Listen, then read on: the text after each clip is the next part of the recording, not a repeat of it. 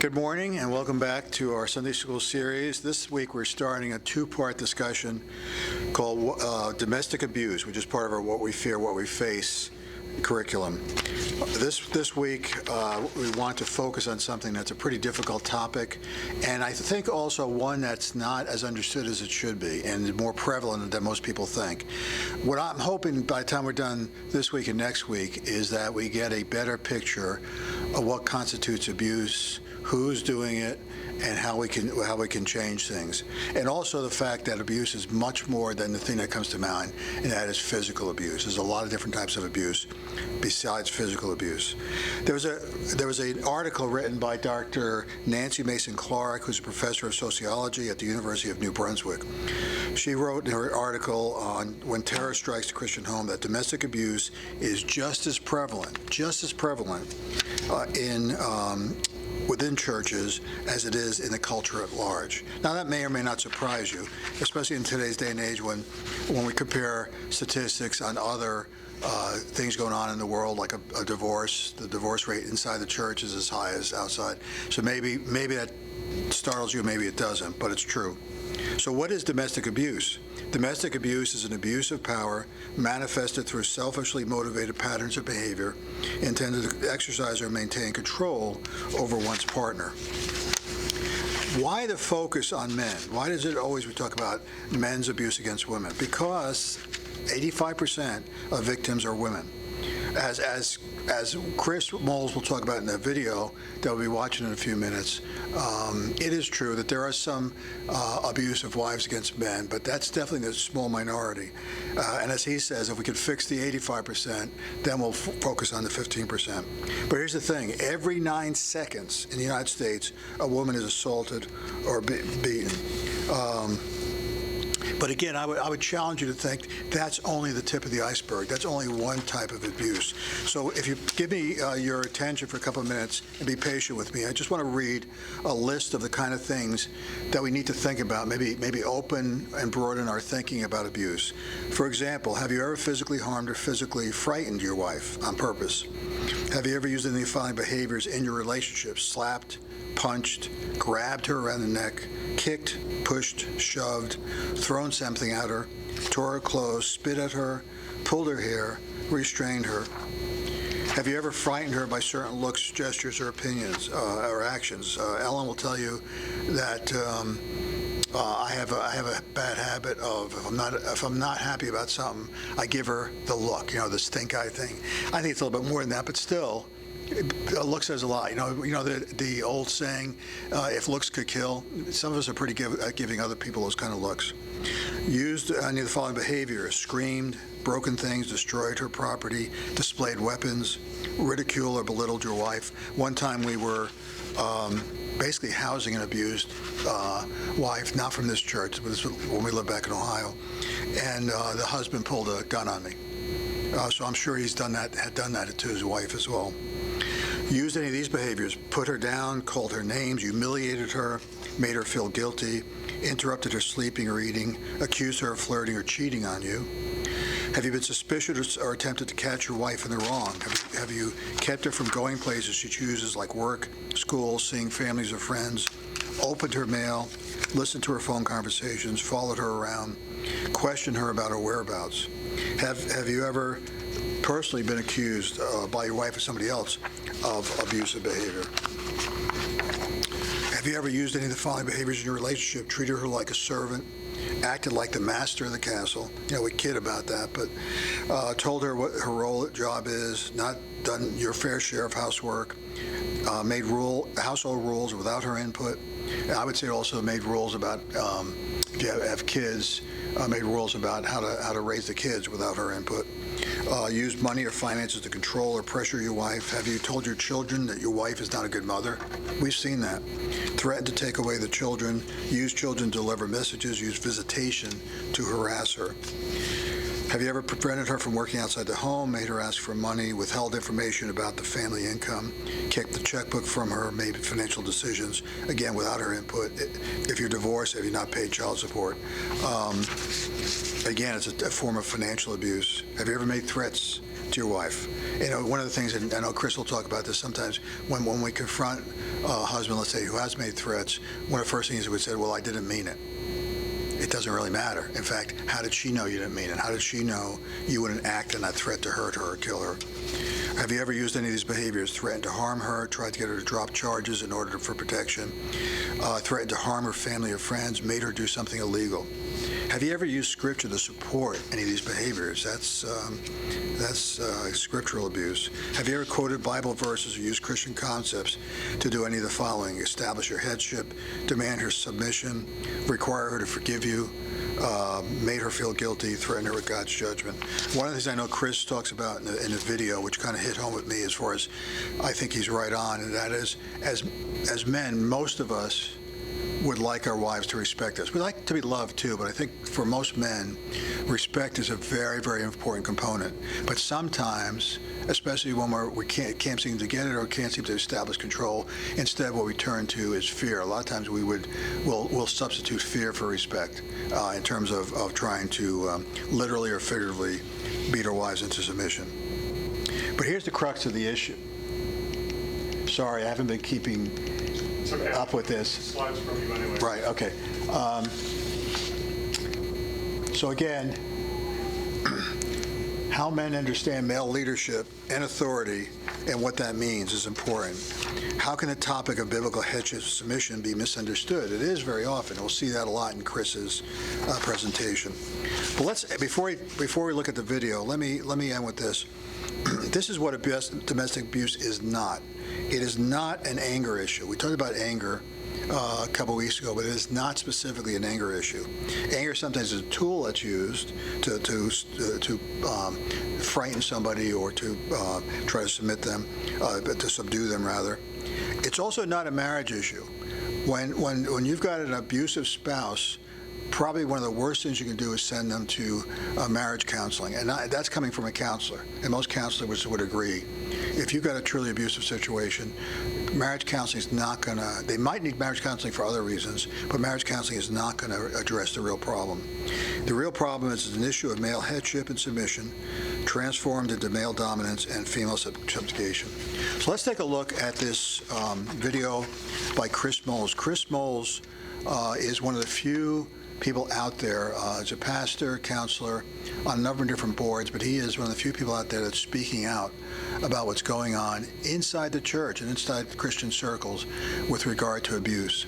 And we have one of his books about abuse available to you if you want to take a look at that afterwards. But let's take a look at what Chris has to say. 12 years I've been working with men convicted of battery, domestic violence. We also work with clients who have civil orders. So it's not just criminal orders, but civil orders of protection, and also referrals from services like DHHR. Following my MABC, I started doing individual counseling with people around the country. And we'll talk more about the need here in a minute, but I'm telling you the need is desperate and we cannot meet it. I was talking with some of you this week. We've been talking. We have got to get more biblical counselors trained and equipped on working with both perpetrators and victims because the need is amazing. And I have a dream, I have a prayer, and I'm going to invite you to be part of that tonight, that 20 years from now, the church can be the safest place on the planet. And Christian families can be peculiar in our culture because I believe the world can see Christian families one day and they can say, what makes them so different? And the problem right now, guys, and we're going to talk about this more in depth in a minute, they can't do that. As you'll see in a moment, there's no discernible difference between violence and abuse in the Christian home than in the secular home, and that's a problem, and that's our problem. All right. It's going to get a little preachy, so get ready. Let's talk a little bit before I get into our scripture tonight. I want to just lay out some ground rules and some terms for you. So when I talk about domestic violence or abuse, I tend to use those terms interchangeably. It's an occupational hazard, okay? So when I think about domestic abuse, and you'll see this if you read the book, pick up one, it's in the Resource Center. Pick up two. It's a plug, it's okay. If you read the literature, I tend to use those terms interchangeably because when I talk about violence and domestic violence, I'm talking about the use of force to control another person. After years of working with batterers, men who use power and control to control their wife, one thing has remained constant. If a guy doesn't have to use physical force, he won't. Because that'll get you in trouble. So I want to encourage you to think that violence is far more than just physical force, but it also includes the threat of force. So I want to talk to you a little bit about our terms today. First of all, when I say domestic abuse or domestic violence, I'm talking about coercive control. Biblically, we might use the word oppression. You guys with me on this? It's using power to dominate another person. But in the world, you might also have other forms of domestic violence. For instance, I also help lead groups for women. I co-lead a group for women convicted of domestic violence crimes in our county. Our statistics match almost identical to the national statistics. About 80% of the women sentenced to our class are also victims of abuse. And their violence is almost always resistive or reactive. They use illegal forms of force responding to abuse. Does that make sense?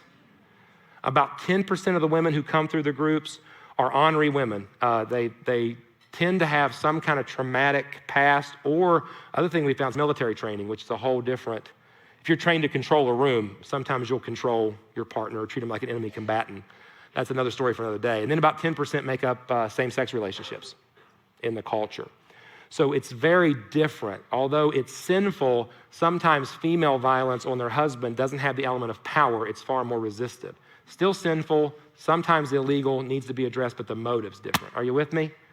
We're going to talk about the first one, right? Because I think if we deal with the first one, then we'll more easily deal with the second one. Is that fair? Last category is non-battery related violence. That means battery is just a philosophical term, doesn't mean physical force. It means that coercive control. So non-coercive control violence, there are instances in which there's an incident of violence, such as a push or a shove. Are you with me? Never happened before. Everyone feels like awful. They immediately go to get help. That would be great, wouldn't it? I welcome that. While that would be categorized legally as domestic violence or domestic abuse, that may not be coercive control because there's no pattern. Does that make sense? Maybe an isolated incident, we want to really remedy that quick, but the parties involved are saying, wow, we regret this. We need to get help with this. There's also a couple pathological, even though there is no real pathological cause to violence. I do want you to think like my grandmother had Alzheimer's before she died, was schizophrenic, had delusional type stuff, and it was rough. And when you'd stay with her, sometimes she would get paranoid, wouldn't know who you were, and she'd hit you with her cane. All right? While that was violent, I wasn't a victim. Do you understand? While that was violent, I wasn't a victim because it was a matter of power and control. And so there was something else behind that. So we're going to be talking about category one. I've been praying for several years now that the church, and as we said, Christian families will become the safest place on the planet. But I got to tell you, we're not there yet. But I believe that the biblical counseling movement can be the greatest ally for victims of domestic abuse and sexual assault, and the greatest means of accountability for those who abuse. I really believe that. Can I be honest with you? I mean, I haven't been lying to you the whole time, but can I be honest with you now? I love you guys. I mean this. You're my people. You're my tribe, okay? And you gotta know something about me. When you're my people, you're my people. Like, I'm super loyal, okay? So we're good. We're good? Everybody good? You're my people. So because you're my people, because I love you, because biblical counselors are my people, I want to be very honest with you today. Because I love you, we've been doing a disservice to victims and perpetrators. I spend I'd say a quarter of my time working, or about a third of my time working with perpetrators. I'd say we spend about a third of our time answering emails from victims. I'd say the other third's made up of consulting with churches about cases and defending biblical counselors.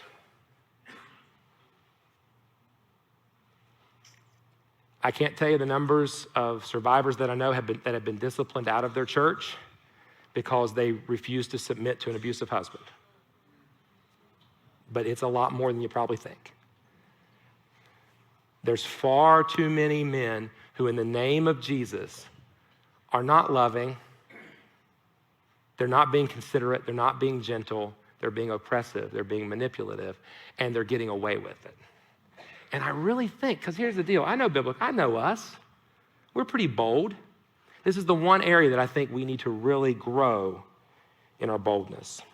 So tonight I want to read a familiar passage to you. I want to apply 4 principles regarding abuse to that passage and see if perhaps we can do a better job in the future. Are you with me?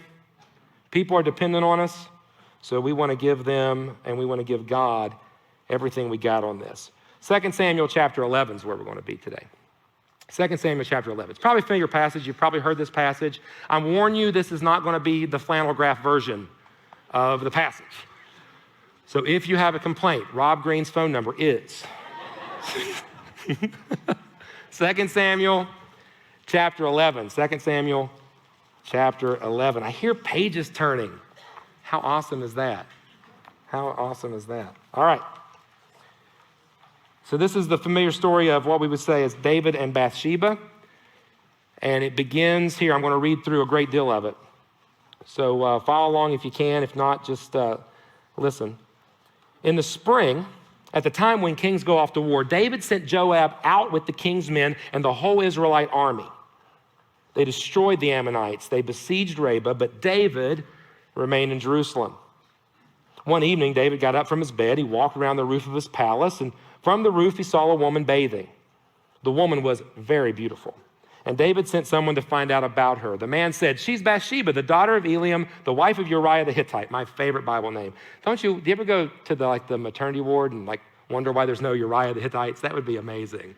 Or Nebuchadnezzar's, nobody, Jezebel's, Nimrod's. I have a cousin named Nimrod, true story.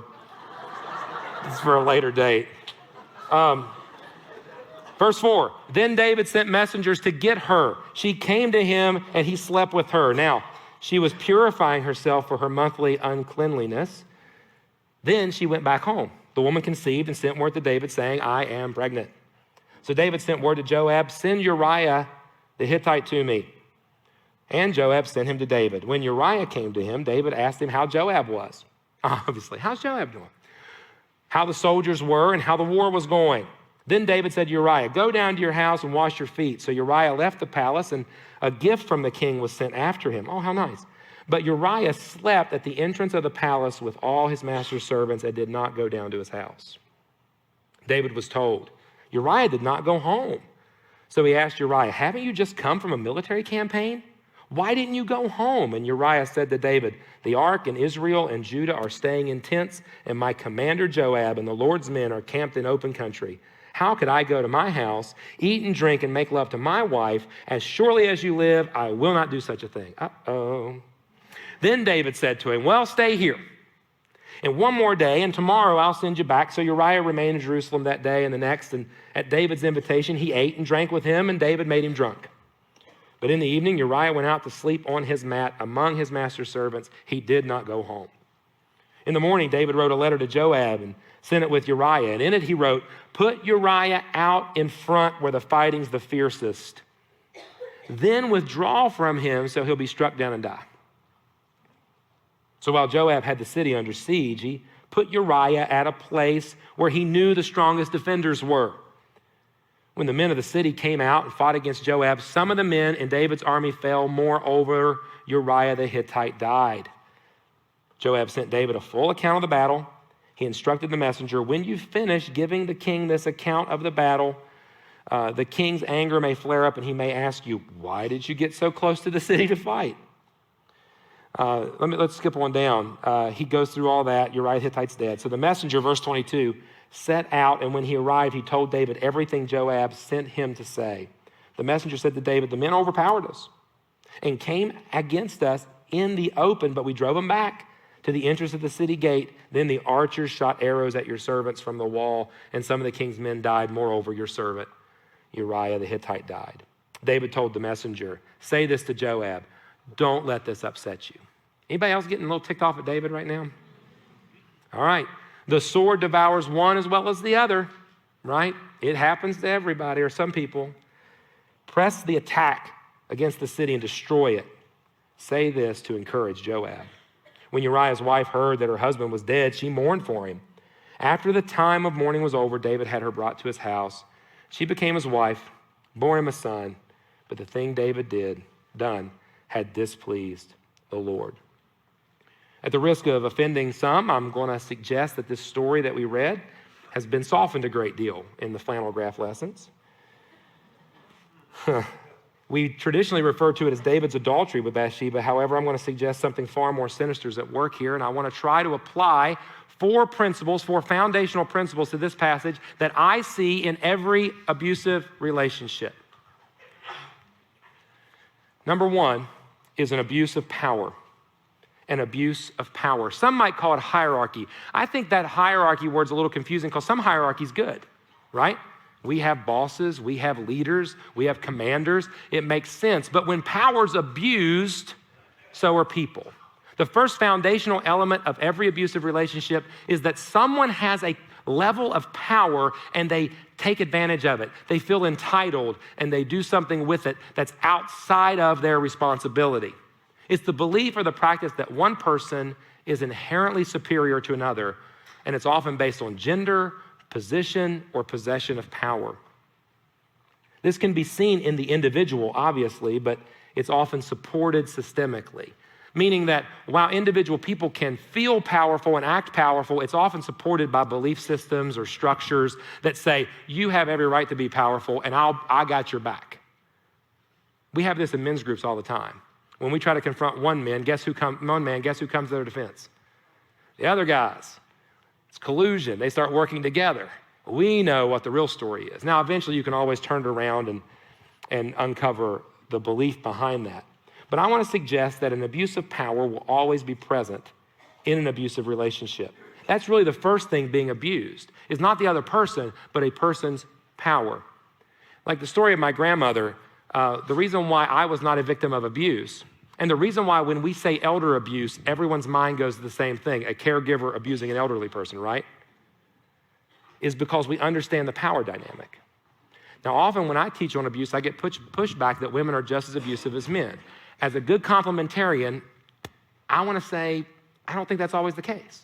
Can women do evil things? And all the men said amen. Can women do sinful things? Yes. But are wives likely to abuse their husbands? Not as likely as you would think. Why? Because the power dynamic. What are they abusing?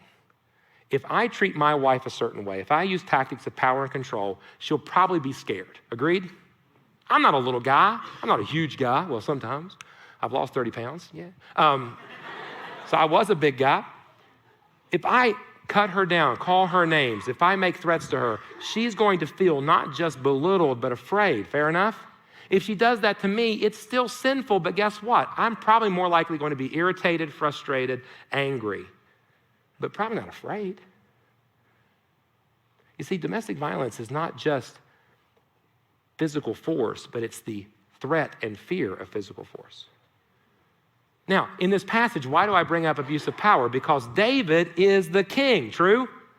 The very first thing in the passage tells us that David made a mistake. And it wasn't just an uh-oh, it was a deliberate abdication of his responsibility. Anybody? In the springtime, what do kings do? They go to war. Where was David? Home. The first problem in the passage is that David decides he's too good for his responsibility. I can do what I want to do, right? Joab's got this. And Joab did have it. In fact, if you keep reading the passage, Joab makes this great threat to David. If you don't show up and start doing your job, David, I'm going to start naming cities after me. But in this passage, Joab's got it. I'll stay at home. The whole Israelite army is fighting. The Ammonites are being destroyed, but David is not doing his responsibility. He's not caring for his responsibilities. He's abusing his power. In the counseling room, we may never hear or rarely hear this acceptance of responsibility, but we are likely to hear an admittance of something like, well, I get angry now and then. And this is not an anger problem, you know that, right? Anger is usually a tactic. We'll talk more about that tomorrow in track 2. Anger is usually a tactic of control, not a root cause of control. It's also not a marriage problem. We'll talk about that tomorrow. We tend to confuse it with that. It's usually about power. In the world that we live in, we're taught to use power over, but Jesus teaches us to use power under. God made us a certain way, gentlemen. He gave us certain abilities and positions and authority and power. For what purpose? To serve other people, not to oppress them or push down upon them. The church has a role to play to call men to account when they abuse their power. Amen? And yet, so many times, in the name of complementarity, instead of calling them into account and saying, you're not supposed to use your strength that way. You're not supposed to use your voice that way. You're not supposed to use your body that way. You're not supposed to use your time that way or your money that way. We look at a victim and we say, you should submit more and he might straighten up. I love submission and I love headship. I really do. I really do. But when we fail to see that men using power to control their partner is wicked, and we blame their spouse rather than their wickedness, we're missing the boat. Are we not? David made a choice, and it affected everything else that happened in this passage. The men that I work with make a choice, like the man who broke a broom handle and held his wife hostage with the broken broom handle to her neck. She had no alternative but to give in to his strength. He was physically too strong. Or my friend who had a knife held to her throat as her husband whispered that when her dad came home, he was going to kill him in front of her and then kill her. But it's not just physical. What about the guy I worked with who used to send text messages that ended with, make this go away or I will end you? You'll regret what happens if you don't make this stop. When confronted, he said, it wasn't like I was going to kill her. The response was, did she know that? Well, of course not. That's the point. Right? That's the point. Or what about the gentleman I worked with who would say this? Look, I appreciate what you're trying to do, but you have to submit in all things. The Bible is clear. If I don't want you to talk to your mother, do not talk to your mother. If I want you to wear this outfit to the party, wear this outfit to the party. The first problem is an abuse of power, and I think David, rather than fulfilling his responsibility, abuses his power. Some definitions here for you about domestic violence. You'll see here it's a pattern of abusive behavior in any relationship. This is more the legal terms to gain or maintain power and control over an intimate partner. It can be physical, sexual, emotional, economic, or psychological actions or threats of actions that influence another person. So this includes behavior that would intimidate, manipulate, humiliate, isolate. They don't all end in ate. I tried. Frighten, terrorize, coerce, threaten, blame, hurt, injure, or wound someone. That's the definition I would use in a secular training. Here's the one I use in the book. Domestic violence is an abuse of power, manifested through selfishly motivated patterns of behavior intended to exercise or maintain control over one's partner. We'll talk about that tomorrow in track 2. But if I could communicate anything to you about this point, is that the first foundational element of abuse is the abuse of power. They use it to dominate someone else. How's the church affected by this abuse of power? Here's just a couple statistics. We could do statistics all day. I could fill an hour with statistics. Every 9 seconds in the U.S., a woman's assaulted or beaten. Domestic violence is the leading cause of injury to women worldwide, more than car accidents, muggings, and rapes combined. You are more likely to be hurt by your intimate partner than nearly any other means on the planet. Nearly 1 in 5 teenage girls have been in a relationship, have said that their boyfriend threatened violence or self-harm if presented with a breakup. We actually now call that breakup violence. One great thing that's been happening in our area, I want to encourage you, if you're a youth worker, our local prevention team has been invited to churches and church camps recently to do teen dating violence lectures, because some of our youth pastors in the area are seeing this, and I see some nodding heads. So I think some of you maybe in youth work are seeing this breakup violence trend. By the way, young men are not being trained well. We got a lot of work to do is what I'm saying, but we have a real problem, and we're seeing that in our youth workers and youth pastors coming to us for help. Every day in the U.S., more than 3 women are murdered by their husbands or boyfriends. I have the privilege, if you can call it the privilege, of serving on our state's Domestic Violence Fatality Review Board. How's that for my friend Tony here in the second row, Sergeant Crago, he's on that team as well. And it's just what it sounds like. We review cases where people have died, suicide or homicide related to domestic violence. This is a real problem. The cost of intimate partner violence in the U.S. alone, this is a few years old, so it's probably higher considering the dollar's worth a little less. It exceeds $5.8 billion per year. $4.1 billion are for direct medical and healthcare services, while productivity losses account for about $1.8 billion in losses. It's estimated that 95% of emergency room visits related to domestic violence are women, and that 85% of victims of domestic violence are women. I usually say it this way: if 85% of victims are women, then that means that 20 to 25%, or 15 to 20% of men are perpetrating these acts. So by the way, guys, there's a lot more of us than there are of them. We need to be talking about it. We need to love our wives well, first of all, and our daughters, but we need to be talking to other men about how significant this is. It can't be hidden anymore. It's got to be brought to light. And part of that is helping men to understand why God gave us power. What can the church do? Well, the church can begin to talk about power under rather than power over. We can teach servant leadership. We can promote peace, gentleness, and nonviolence. I recently had a pastor come to me. He was asking me for some advice.